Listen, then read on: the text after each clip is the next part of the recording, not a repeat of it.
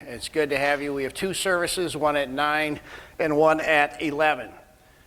But regarding the history of the church, here's what makes me very disappointed and somewhat angry, is how the churches in this area and other parts of the United States have treated people who have unplanned pregnancies.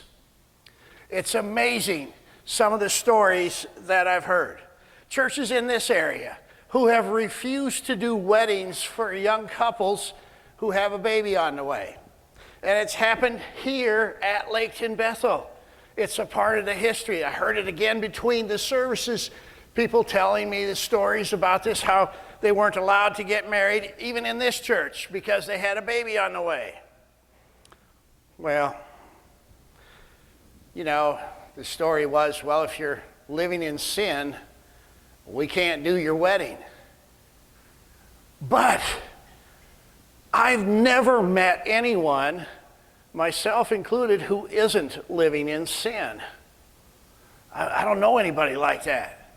And if they said that, I would probably refer them to a mental health professional, because we are all living in sin.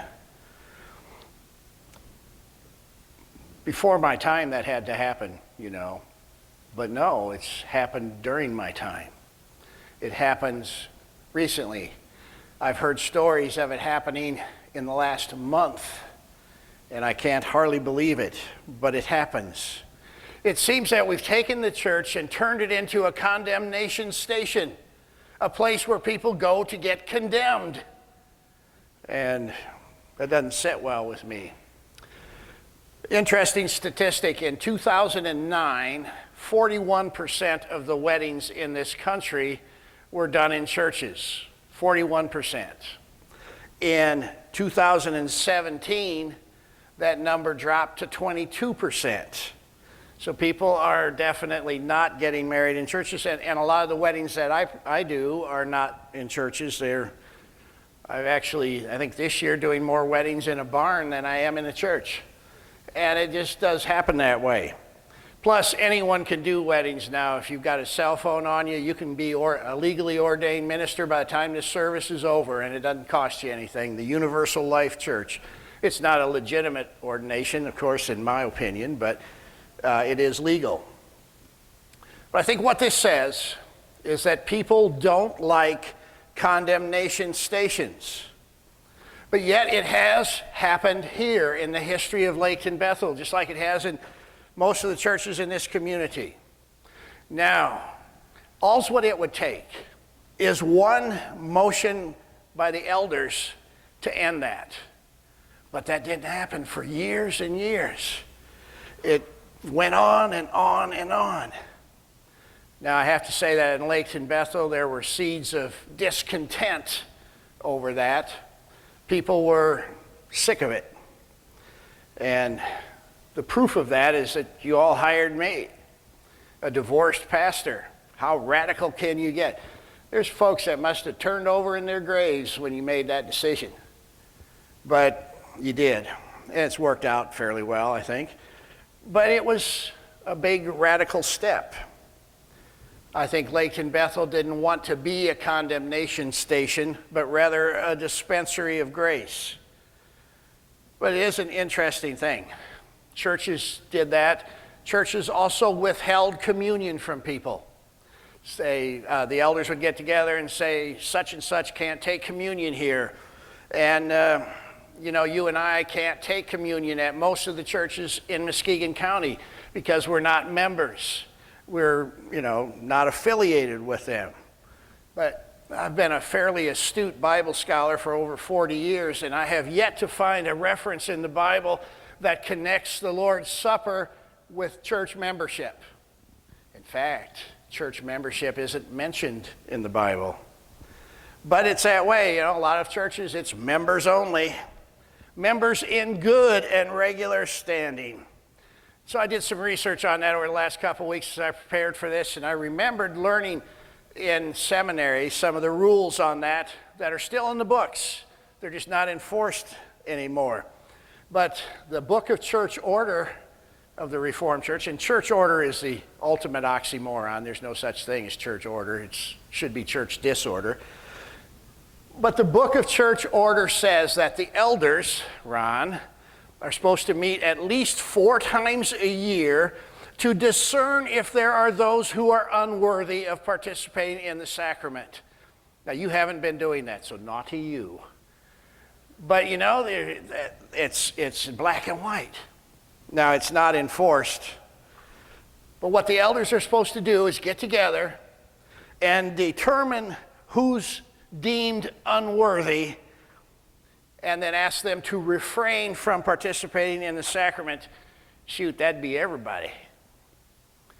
But that is what we are supposed to be doing. I've never done it. But communion has no connection to church membership. And churches that have that rule are simply wrong. If we look at how Jesus did it when he instituted the Lord's Supper, he had traitors at his table. He served people who betrayed him, who deserted him, and he knew it was going to happen. But he served them anyway.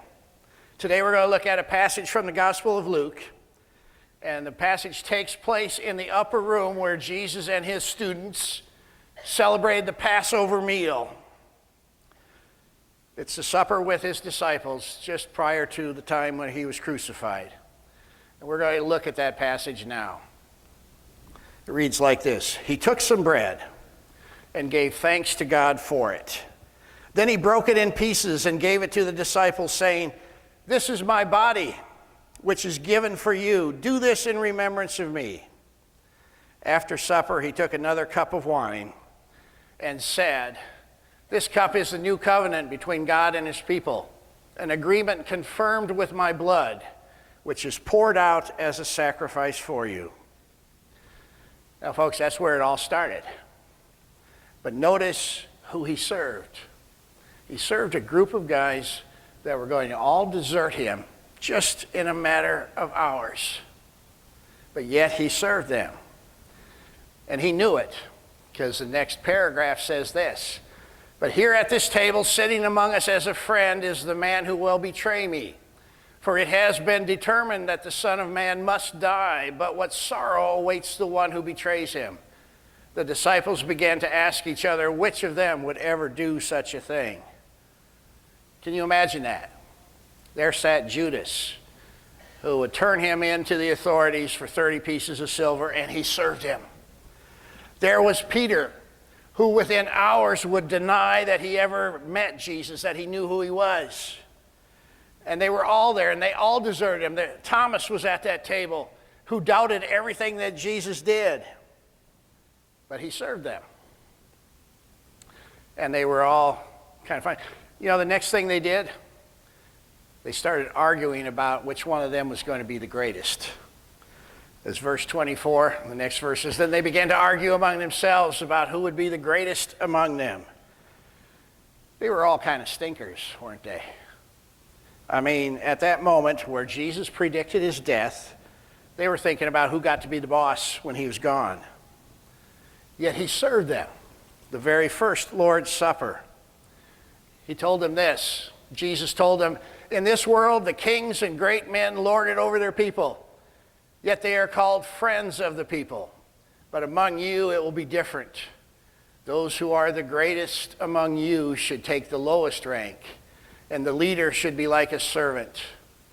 Who is more important, the one who sits at the table or the one who serves? The one who sits at the table, of course.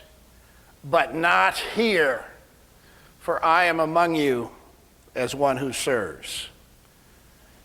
See, Jesus didn't come to condemn. He didn't come to judge. He came to serve. And we have taken his church and made it into a condemnation station. And we need to change that and make it into a dispensary of grace. Remember what the Gospel of John says, that for this is how God loved the world. He gave his one and only Son so that everyone who believes in him will not perish but have eternal life. God sent his Son into the world to determine who should not take communion, right? No, that's not right. He sent his Son into the world not to judge the world, but to save the world through him. We are here to serve, not to condemn.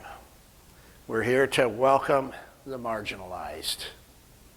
That is our calling.